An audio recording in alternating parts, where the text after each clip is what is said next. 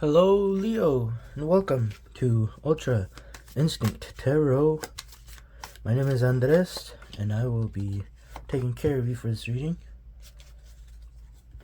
So I will be getting the assistance of these three books, as really like the words that they used and the way they describe things. Oh, hold on, let me let my dog in. Come on in, Luna. Hi, baby. Hi, Lunita. My dog came into the room. Had to let her in. If you have any animals, that you want in your life, let them in.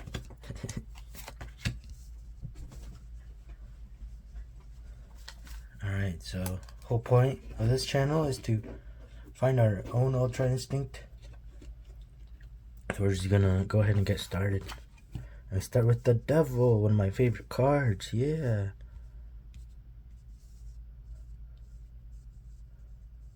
The Devil. Alright, I'm gonna show this clip real quick. Hey guys, are you ready to beat the shit out of me? I can't hear you! So that's exactly what the Devil actually is, or the way I see the Devil.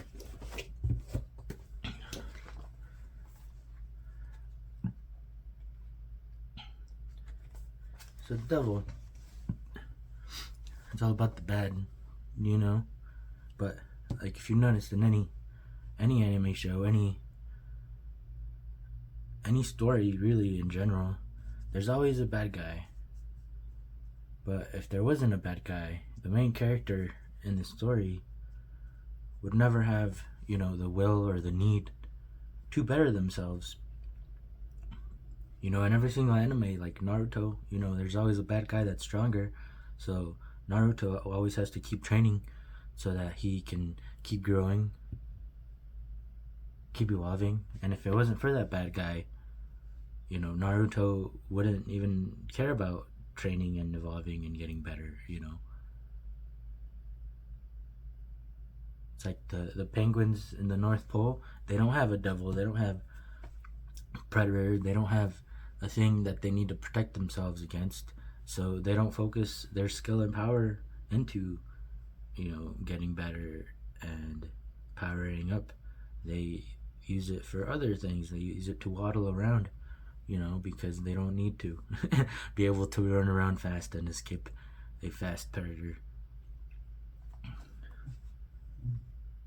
Alright, so this Devil is about your shadow self, or something you're repressing, an addiction, maybe, some temptation.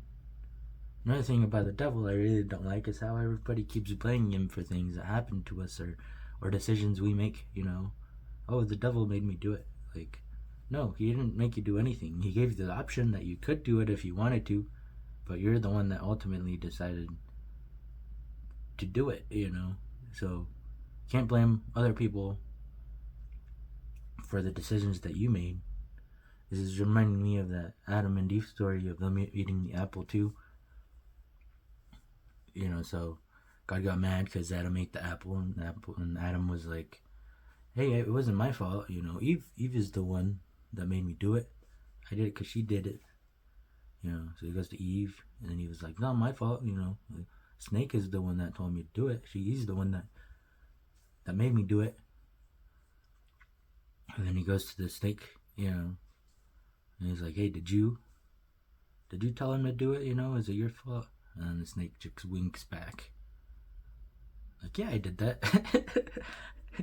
Adam and Eve could learn from the snake by at least admitting their mistakes, admitting the things that they do, even though it's supposedly bad. Alright, but in order for the fool to continue her path towards spiritual fulfillment, she must learn to release herself from her attachments and confront her shadow. This is the lesson of the Devil, who embodies the shadow self. He may come with many gifts, external objects, or items that she covets, believing that these can either numb the pain of her frailty or be tools for her to gain strength. Illuminate these shadows. Don't reject your shadows, but confront and see them for what they are. With this, they lose their power, tenderness to your whole self, imperfections and all, can free you. 7 of Swords. So it does look like you're fighting up against something. Or it seems like, you're this sun sword here, and all of these are trying to suppress you. Or maybe you're the one doing the suppressing. I'm not sure yet. We'll get to the 7 of Swords. This is Moon in Aquarius. Moon in Aquarius. Alright, so for Crowley, the 7 of Swords is like a romantic boxer trying to come back after being out of the ring for years. So this is a planetary battle of the 6 planets versus the sun.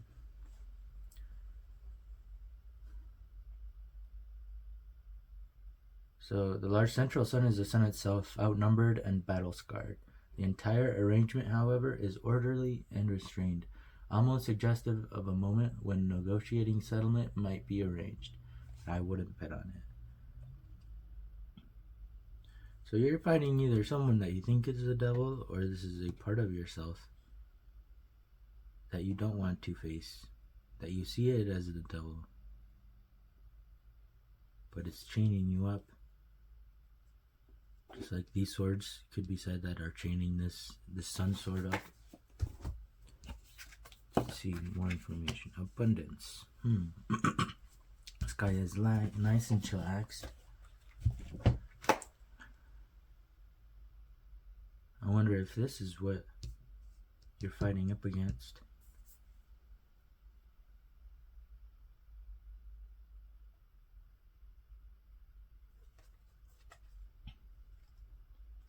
Abundance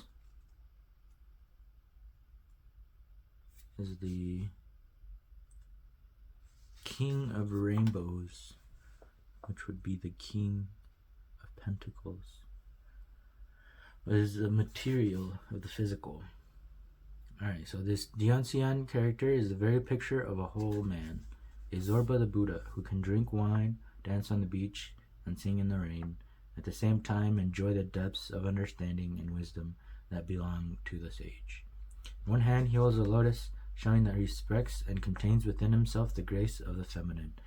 His exposed chest and open heart and relaxed belly show that he is at home with his masculinity as well, utterly self-contained. The 4 elements of earth, fire, water, and sky all conjunct the King of Rainbows who sits atop the book of the wisdom of life. If you are a woman, the King of Rainbows brings the support of your own male energies into your life, a union with the soulmate within. For a man, this card represents a time of breaking through the conventional male stereotypes and allowing the fulfillment of the whole human being to shine forth. In the East, people have condemned the body, condemned matter, called matter illusory, Maya. It does not really exist, it only appears to exist. It is made of the same stuff as dreams are made of. They denied the world, and that is the reason for the East remaining poor, sick, and in starvation.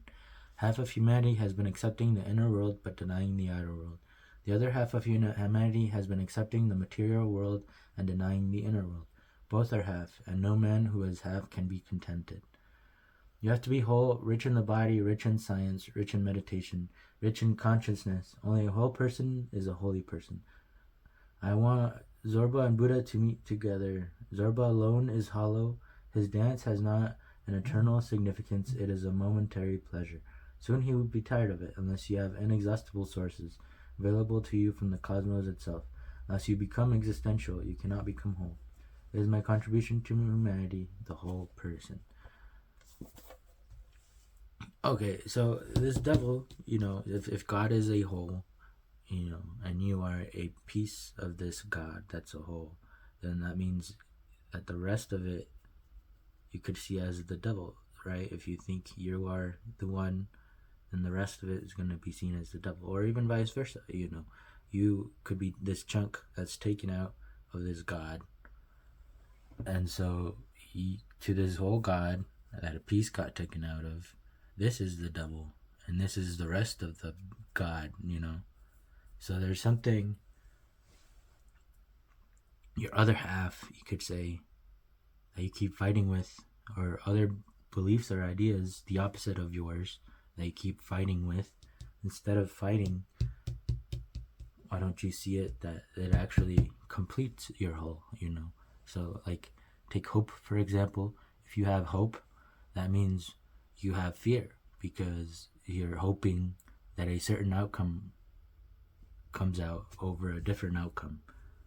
So anytime you have hope, you are having fear, even though you're more hopeful than fearful, that the fear is still there. And so that's kind of what's going on here. I mean, sure, you might be, out here, but there's something else that you're not. And apparently you're fighting with this, that you feel that you're not. When it's time to sit playfully, know it's a part of you, and relax with the lotus blossom. Change. There's a change that needs to be happening, probably from this Seven of Swords, because this isn't fun, especially to live your whole life this way, feeling like you're the devil's after you, especially if there's 6 of them. It's a very rough way of living. Could be exciting for a while, but eventually, just like you said, you get tired. Too much fighting, it just gets tiring. So let's read what this change is about. Number 10. Is this the Wheel of Fortune? I think this is the Wheel of Fortune card. I'm not sure. Change. So the symbol in this card is an enormous wheel representing time, fate, karma. Galaxies spin around this constantly moving circle, and the 12 signs of the zodiac appear on its circumference. Just inside the circumference are the 8 trigrams of the I Ching, and even closer to the center are the 4 directions, each illuminated by the energy of lightning. The spinning triangle is at this moment pointed upward toward the divine, and the Chinese symbol of yin and yang, male and female, creative and receptive, lies at the center. It has often been said that the only unchanging thing in the world is change itself. Life is continuously changing, evolving, dying, and being reborn. Life is continuously changing, evolving, dying, and being reborn. All opposites play a part in this vast circular pattern. If you cling to the edge of the wheel, you can get dizzy. Move toward the center of the cyclone and relax, knowing that this too will pass. Life repeats itself mindlessly unless you become mindful. It will go on repeating like a wheel. That's why Buddhists call it the wheel of life and death, the wheel of time. It moves like a wheel. Birth is followed by death. Death is followed by birth. Love is followed by hate. Hate is followed by love. Success is followed by failure. Failure is followed by success. So it's the same thing when I was saying about the hope and fear. When there is one, there is always going to be the other. It's just a full circle. So when there is a God, he's always going to be accompanied by a devil. In Dragon Ball Super terms, every time there's a destroyer, it's going to be accompanied by an angel. Anytime there's Dragon Balls, it's going to be accompanied by a dragon, Shenron.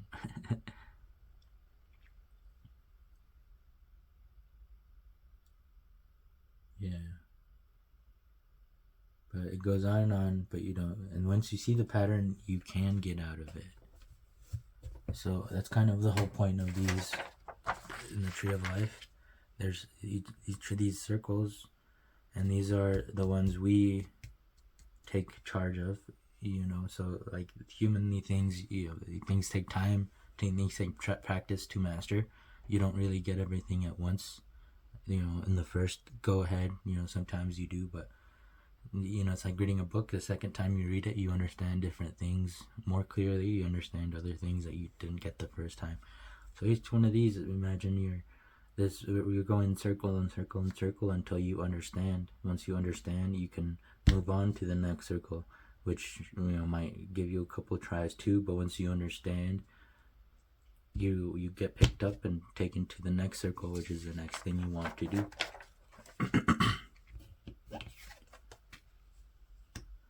have the Princess of Cups. These got really light energy, kind of heavy. Everything is going against me. Finally relaxed, realized he's part of the gang. So why fight him if he's part of the gang? Now it takes a huge turn, the way you see things and the way you live your life. And then I think the Princess of Cups seems to get out of this change. The Princess of Cups, which is the earth of water. The crest is a swan. Some symbols could be dolphin and a lotus. Dolphins are pretty cool. The turtle from the cup, yeah, that turtle caught my attention. Turtles are nice. I like turtles. So the character of the princess is infinitely gracious. All sweetness, all voluptuousness, gentleness, kindness, and tenderness are in her character. She lives in the world of romance and the perpetual dream of rapture. I cannot overemphasize the importance of the relationship between the ace of each suit and its princess. The ace may be beautiful to look at, but because it is the root, the hidden germ of its suit and element, it is impossible to understand. The princess, on the other hand, represents the end product, the crystallization and materialization of what was purely potential in the ace. In the language of religion, the ace may be worshipped, but the princess can be adored. That being so, it would not be inappropriate for the herald of this card to cry out, "All fall down before the princess of the waters, lotus of the palace of the floods, throne of the Holy Grail." You might think I'm lying on a bit thick for this young lady, but I assure you not half as thick as Mr. Crowley did. She's not all dreams either. As earth of water, she literally can ground vaporous and romantic ideas into manifestation and provide a fixed and fertile medium where the water-nourished life of ideas can flourish. That's nice. Hers' image is one of graceful fluid movement. The water is alive with large, smooth waves that suggest the heavy environment of ocean's depth. The princess is dancing, her eyes closed, her head thrown back, an expression of pure rapture on her face reminiscent of Bernini's The Ecstasy of St. Teresa. The scallops of her dress are the same motif found on the Ace of Cups, and the hem is adorned with clear water crystals. And that is the earth of water. Very beautiful. So either this energy is transitioning into this, or this was what we viewed as the devil until there was a change happen. But above all, this earth of water, this being able to materialize, especially thoughts that are in one's head. You know, me as a Pisces, it's easy to daydream, it's easy to, imagine all of these cool things, but it's hard to make them be seen in the physical or in the material, bring them down to earth as something that can be, created. Like, it might seem impossible in my head. It seems impossible in my head. So I don't even attempt to try to create it in the real world, But this is what the Princess of Cups is all about, is actually being able to do that. Being able to nurture an idea into the real world. Especially when you're embodying him as well. But that can bring abundance for something you thought was the devil, and it's surrounded by more fighting. 7 of Wands and the 7 of Swords. But the Princess of Cups wants none of that. Look at that. She's nice, well, and protected from this fighting into this change to be like this guy.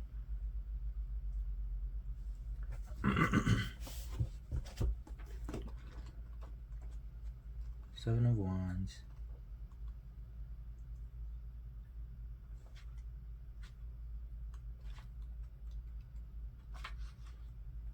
So the Seven of Wands is all about challenges of defending one's belief, persistence, taking a stand.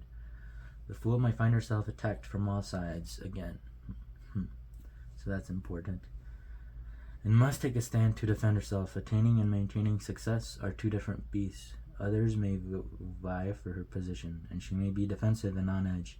This card may also be a call to stand with one's principles, even when others are critical. She must maintain higher ground, regardless of whether others are playing dirty. Stand for something. When you act with conviction and fight for a cause greater than yourself, can be the fuel you need to keep going.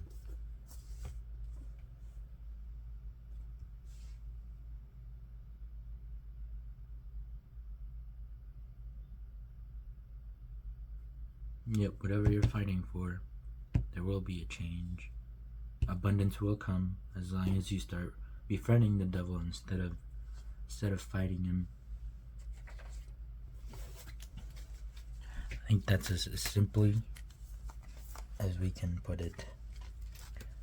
Now, we'll ask for some advice from the Office Oracle deck. Interesting. Whenever I'm about to do something, I think, would an idiot do that? And if they would, I do not do that thing. So when the devil, tempts you, gives you the option to be able to do one thing or the other, think, would an idiot do that? And if they would, don't do it. Especially if you're going to blame the devil afterwards, that it could be his fault that you did it, Take responsibility for your own actions.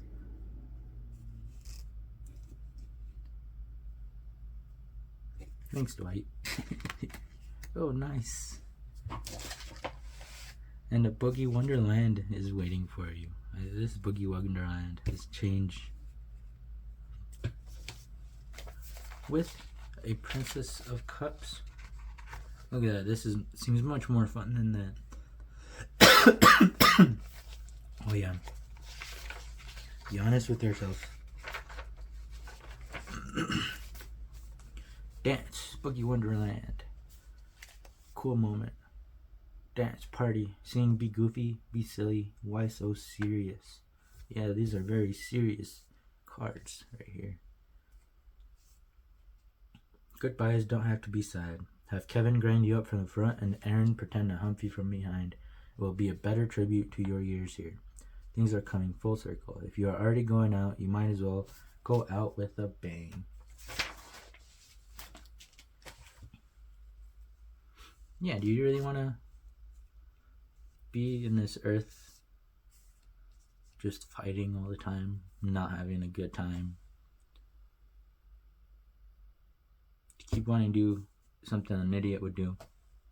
Or do you want to sing, dance, party, enjoy this Princess of Cups? This is the change I would have liked to see.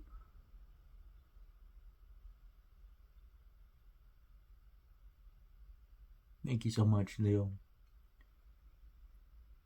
You have a good rest of your day. Peace.